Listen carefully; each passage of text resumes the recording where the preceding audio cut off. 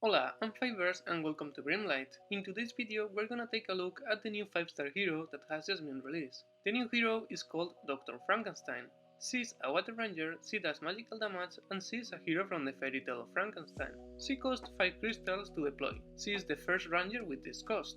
Taking a look at her stats at level 70, we can see that she has 885 combat power. Comparing her with the rangers, we can see that her attack is so low, almost the lowest attack among rangers. On the other hand, her defense and HP are incredibly high for being a ranger. Her range is 6 and her attack speed 1, so she has kinda low attack speed. Then the critical rate and the critical damage are the standard values. Her active skill is called Coil Gun, and at level 1 is Dr. Frankenstein fires a charge shot at the enemy with the highest attack stat, deals 500% magic damage while stunning them for 3 seconds. The target will have minus 35% attack for 10 seconds. Well, thanks that the percentage is 500, this skill will deal some damage, but not that much due to the really low attack of Dr. Frankenstein. So the important thing of this ability is the effect and not the damage. It's interesting that she attacks the enemy with the highest attack, stun him and reduce his attack for 10 seconds. This is obviously good, because we will stun the most dangerous enemy and reduce his attack for a short period of time, making that enemy a bit less dangerous. Because we don't know who is Bob yet, let's check her traits before analyzing her passive. Dr. Frankenstein has 4 traits. I think she's the first hero with 4 traits. Power of Science, immune to silence. This is an incredible trait. She basically doesn't need Othma in the same row to gain silence immunity, so this is fantastic.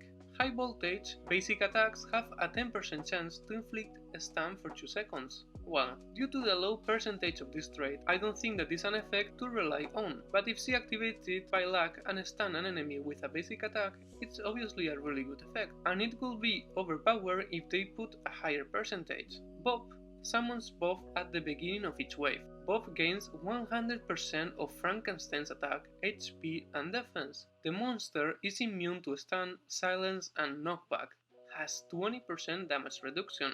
Finally, we know who is Bob. Well, if I'm not wrong, Bob is the first summon with 100% of the summoner stats. I understand now why Dr. Frankenstein has so much defense and HP being a ranger. Thanks to Bob, she is more like a mix between warrior and ranger. Bob will be a good option to mitigate a lot of damage, thanks to all the immunities he has and to the damage reduction. It's honestly an interesting design on this famous character. And to finish, creator's contract. If Dr. Frankenstein dies, Bob dies too. This is interesting. She is the first summoner with this effect, so because of this, we will have to be really careful about putting Dr. Frankenstein in a position where she will be the safest. Now that we know who is Bob, let's take a look at her passive. Her passive is called Stimulant, and at level 1 is every 4 hits, heal Bob for 6% Dr. Frankenstein's max HP. Bob gains plus 20% attack speed for 20 seconds.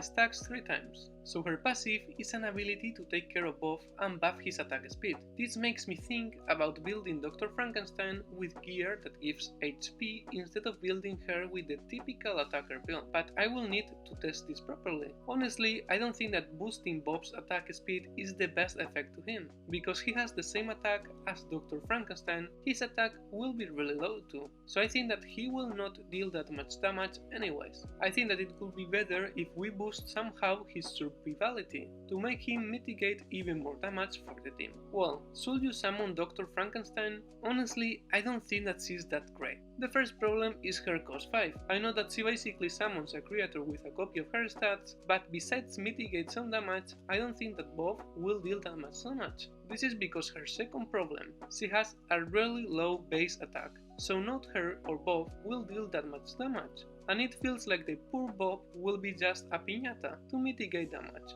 So she has an interesting concept, but I don't think that she is good enough. But if you decide to summon her, it's good that in the shop of the new event, you can get 2 dupes of her. Of course, if you like her design or you just want the hero, just pull for her. And that's it for today's video. I hope that I have helped you. Thank you so much for watching, leave a comment, drop a like and consider subscribing if you wanna see more Grimlight content in the future, and see you in the next video.